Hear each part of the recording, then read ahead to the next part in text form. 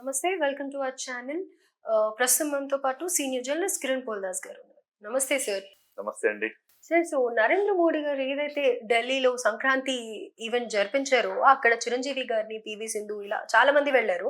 Especially Chiranjeevi గారి గురించి మళ్ళీ ఒక టాక్ వైరల్ అవుతోంది. అది ఎంతవరకు నిజమని తెలుసుకోవడానికే నా ఈ క్వశ్చన్ అన్నమాట. సో సెంట్రల్ మినిస్టర్ అయ్యే ఛాన్సెస్ ఉన్నాయి అని అనేసి అంటున్నారు చిరంజీవి గారు. నిజమేనా? అంటే మధ్యలో ఒకసారి ఇదే డిస్కషన్ నడిచినప్పుడు నేను మిమ్మల్ని ఇదే క్వశ్చన్ అడిగాను. బట్ మళ్ళీ ఒక్కసారి ఊపందుకుంటున్నాయి ఇవి. ఏమంటారు? రాజకీయాలకు ఆయన దూరమైన ఆయన నుంచి రాజకీయాలు దూరం కాలేదు. ఇది ఆయన డైలాగు గాడ్ ఫాదర్ లో. సో అదే డైలాగ్ అనుసరించి ఇవాళ చిరంజీవి గారు రాజకీయాలకు దూరంగానే ఉన్నారు, కానీ రాజకీయాలు మాత్రం ఆయన వదలట్లేదు. అందులో తాజా ఉదాహరణ మొన్నటికి మొన్న కేంద్ర మంత్రి అన్నారు, ఇప్పుడు కేంద్ర మంత్రి అంటున్నారు. వాస్తవానికి ఆ కార్యక్రమానికి చిరంజీవి గారు వెళ్ళడానికి, ఆయనకు బీజేపీ కేంద్ర మంత్రి ఇవ్వడానికి అనే రాజకీయాలకు ఎటువంటి సంబంధం లేదు. గతంలో ఈయన వెంకయ్య నాయుడు గారు ఆయన ఉపరాష్ట్రపతిగా ఉన్నప్పుడు, ఆయన కేంద్ర మంత్రిగా ఉన్నప్పుడు ఆయన ఇంట్లో ఇలాంటి ఉత్సవాలు జరిగేవి. ఉగాది ఉత్సవాలు, సంక్రాంతి ఉత్సవాలు, దసరా ఉత్సవాలు, ఇలాంటి ఉత్సవాలు జరిపించి ప్రధానమంత్రిని పిలిచేవారు. ఇప్పుడు ఆయన చేసిన ఆనవాయితీని వాళ్ళ కిషన్ రెడ్డి గారు కొనసాగిస్తున్నారు. కిషన్ రెడ్డి గారు అంటే వెంకయ్య నాయుడు గారికి అత్యంత ఆప్తుడైన శిష్యుడు. సో అదే బాటలో ఇవాళ కిషన్ రెడ్డి గారి ఎదుగుదలలో వెంకయ్య నాయుడు గారి పాత్ర అమోఘం. సో అదే క్రమంలో ఇవాళ కిషన్ రెడ్డి గారు కూడా కేంద్ర మంత్రి హోదాలో ఆయన ఇంట్లో ఈ ఉత్సవాలు అరేంజ్ చేసి ప్రధానమంత్రి నరేంద్ర మోదీ గారిని ఆహ్వానించారు. ఆ సందర్భంలో చిరంజీవి గారిని కూడా ఆయన ఆహ్వానించారు. చిరంజీవి గారిని ఇప్పుడు సినిమా ఇండస్ట్రీ నుంచి ఎవరినైనా ఆహ్వానించాలంటే ఎవరి పేరు వస్తుంది? ఫస్ట్ ఆబ్వియస్లీ చిరంజీవి గారి పేరు. చిరంజీవి గారి కంటే గొప్పోళ్ళు ఎవరున్నారు? ఈ ఇండస్ట్రీలో వాళ్ళు లేరు, గొప్పోళ్ళు లేరు. తెలుగు సంప్రదాయం, ఈ సంక్రాంతి అంటే తెలుగుకు సంబంధించిన పండుగ. ఇటువైపు తమిళనాడులో కూడా పొంగల్ అని చేస్తారు. సో కానీ ప్రతి చోట ఉంటుంది, కానీ సంక్రాంతి చాలా ఫేమస్. ఈ సంక్రాంతికి చిరంజీవి గారిని పిలవటము, నరేంద్ర మోదీ గారితో పాటు ఆయన జ్యోతి ప్రజ్వలన చేయటము, ఆయన పక్కనే ఈయన కూడా ఆసీనులు అవ్వటం, ఇవన్నీ కూడా అనుమానాలకు తావిచ్చినాయి. అంటే ఒక ఎక్స్పెక్టేషన్స్, ఓహో మళ్ళీ ఈయన కేంద్ర మంత్రిగా చేస్తారని. కానీ ఆయన చూడనివి ఏమున్నాయి ప్రియాంక గారు? చాలా శిఖరాలు చూశాడు, పల్లాలు చూశాడు. ఎత్తు పల్లాలు ఆయన చూడనివి ఏమీ లేవు.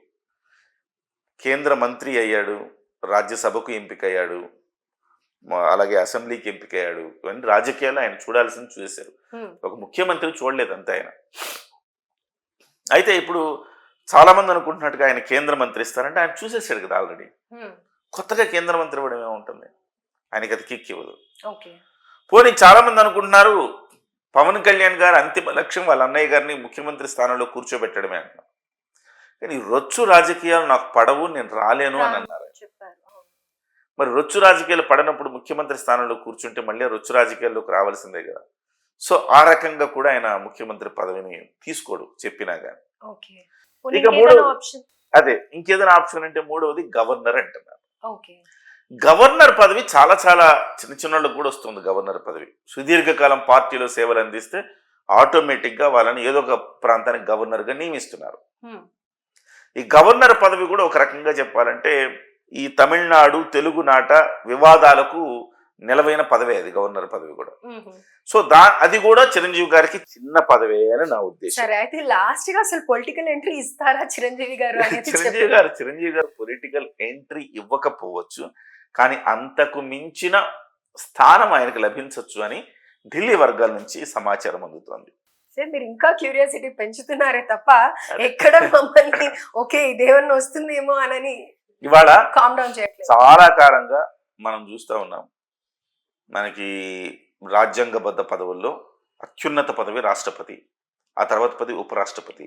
ఈ రెండు పదవులు ఎక్కువగా అవతల వాళ్ళకి వెళుతూ ఉంటాయి, నార్త్ సైడ్ వెళ్తుంటాయి. సౌత్ సైడ్ అంటే చాలా తక్కువ అనే చెప్పాలి. మన సౌత్ సైడు మనకి రాజకీయాలకు అతీతంగా అబ్దుల్ కలాం గారికి ఇచ్చారు, రాజకీయాలకు అతీతంగా. సో ఆ తర్వాత రాజకీయాలకు అతీతంగా ఉపరాష్ట్రపతిగా ఈయన చేశారు. ఎవరిని? మన వెంకయ్య నాయుడు గారిని. కానీ ఆయన రాజకీయ నాయకుడు. రాజకీయాలకు అతీతంగా ఎవరిని ఇప్పటి వరకు అలాంటి పదవులకు ఎన్నుకున్నది లేదు, ఒక అబ్దుల్ కలాం తప్ప. అది కూడా అబ్దుల్ కలాం గారు సైంటిస్ట్ రంగం, ఓకే. కళల రంగం నుంచి ఒక్కళ్ళను కూడా చేయరా. ఇవాళ ఒక పెద్ద వార్త ఏంటి ఢిల్లీలో అంటే, చిరంజీవి గారిని ఉపరాష్ట్రపతి చేసే అవకాశాలు ఉన్నాయి ఓ అనేది ఒక వార్త వస్తుంది. ఓకే. సో రాష్ట్రపతికి ఛాన్సు లేకపోయినా ఉపరాష్ట్రపతిగా చిరంజీవి గారిని చేసే అవకాశాలు ఉన్నాయని ఆ రకమైన ప్రతిపాదన బీజేపీ వద్ద ఉంది అని చెప్తున్నారు. ఓకే. మీరు అనుకోవచ్చు ఎందుకు చిరంజీవి గారికి ఇవ్వాలి. చిరంజీవి అంటే తెలుగునాట ఇవాళ ఒక power house, exactly. Mega star. ఆయన తనయుడేమో గ్లోబల్ స్టారు, ఆయన తమ్ముడేమో డిప్యూటీ చీఫ్ మినిస్టరు, కేంద్ర ప్రభుత్వం ఇవాళ రావటానికి కారణమైన వ్యక్తి. ఇంకొక తమ్ముడేమో రేపో మాపు మంత్రిగా బాధ్యతలు తీసుకోబోతున్నాడు. కానీ అది ఒక పర్సన్ గా ఆయనకి అవి ఎలా అదే నేను అంటున్నాను. మెగా ఫ్యామిలీకి ఇవాళ తెలుగు రాష్ట్రాల్లో చాలా పెద్ద ఎత్తున ఫ్యాన్ ఫాలోయింగ్ ఉంది, ఆమోదం ఉంది, ప్రజామోదం ఉంది అని చెప్పాలి. ఈ ప్రజామోదం ఉన్న చిరంజీవి లాంటి వాళ్ళని ఈ రకమైన పదవికి తీసుకోగలిగితే బీజేపీ పట్ల ఒక సానుకూలత వస్తుంది. రేపొద్దున బీజేపీ ఈ రెండు తెలుగు రాష్ట్రాల్లో బీజేపీ కాలు మోపాలి అంటే చిరంజీవి గారికి పదవి ఇవ్వటం ద్వారా వాళ్ళు దాన్ని క్యాష్ చేసుకోవచ్చు అని బీజేపీ లెక్కలు బీజేపీకి ఉంటాయి కదండి. ఇవాళ తెలంగాణలో కూడా బీజేపీ చాలా అగ్రెసివ్గా ఉంది. ఈ అగ్రెసివ్గా ఉండడంతో పాటు తెలుగు వాడికి ఉపరాష్ట్రపతి పదవి ఇస్తున్నాము అని అంటే కనుక తెలుగు వాళ్ళలో కూడా ఒక ఫీలింగ్ ఉంటుంది లోపల. డెఫినెట్గా బీజేపీకి సానుకూలంగా మారచ్చు. ఎస్పెషల్లీ ఏపీలో ఖచ్చితంగా పెద్ద ఎత్తున ప్రభావం చూపిస్తుంది. ఇది ఒక కృతజ్ఞతా భావం అంటారు కదా. ఇవాళ కేంద్రంలో ప్రభుత్వం నిలబడింది అంటే సాక్రిఫైస్, పవన్ కళ్యాణ్ గారు సాక్రిఫైస్ల మీద నిలబడింది. పవన్ కళ్యాణ్ గారు తనకిచ్చిన 25 సీట్లలో కూడా 20 ముందే బీజేపీ లేకపోతే నేను లేనన్నాడు. బీజేపీని కలుపుకోవలసిందే. తెలుగుదేశం పార్టీ, బీజేపీ, పవన్ కళ్యాణ్ ముగ్గురు కలవాల్సిందే పట్టుబట్టి ఇవాళ ఆ విజయం సాధించడానికి కారణం ఆయన. వీళ్ళిద్దరూ అటు ఇటు తలో దిక్కు చూస్తూ ఉంటే ఇద్దరిని కలిపి ఇక్కడ తీసుకొచ్చి ఓటు చీలనివ్వనని చెప్పి ఇటు ఒక సెటప్ చేసి బీజేపీకి ఇక్కడ ఏపీలో ఊపిరిలుదాడు. బీజేపీకి ఇవాళ ఒక 3 ఎంపీలు ఉన్నారన్నా, ఒక 6 ఎమ్మెల్యేలు ఉన్నారన్నా, ఒక మంత్రి ఉన్నాడన్నా కారణం ఏంటి? పవన్ కళ్యాణ్ గారు ఇచ్చిన సీట్లు సాక్రిఫైస్ చేశాడు. బీజేపీ రావాలని మీరు కోరుకుంటున్నారు, కోరుకోవాలంటే మీరే సీట్లు వదులుకోవాలంటే ఎస్ నేను వదులుకుంటా అన్నాడు. అలా సాక్రిఫైస్ చేసి ఆయన చేసిన దానికి ప్రతిఫలం ఇవాళ కేంద్రంలో ప్రభుత్వం ఉంది. కృతజ్ఞతాపూర్వకంగా పవన్ కళ్యాణ్ అత్యంత ఇష్టమైంది ఏంటి, నీకు సీఎం పదవి ఇస్తానన్నా పవన్ కళ్యాణ్ గారు జుజుబి లైట్ అంటాడు. కానీ తన అన్నకి ఏదైనా ఇస్తానంటే తన అన్నకి మా అన్నయ్యకి ఇవ్వాలి అంటాడు. ఎంత ప్రేమ లేకపోతే ఈ విజయాన్ని 21 సీట్లకు సాధించిన 100% స్ట్రైక్ రేట్ విజయాన్ని తీసుకెళ్ళి ఆయన అన్న కాళ్ళ ముందు విజయాన్ని పెట్టాడు. అంత గొప్ప సంస్కారం కలిగిన నాయకుడు ఆయన. సో తన అన్న కంటే తనకి ఏది ముఖ్యం కాదు, తన అన్నకి ఇస్తే తనకిచ్చినట్టే.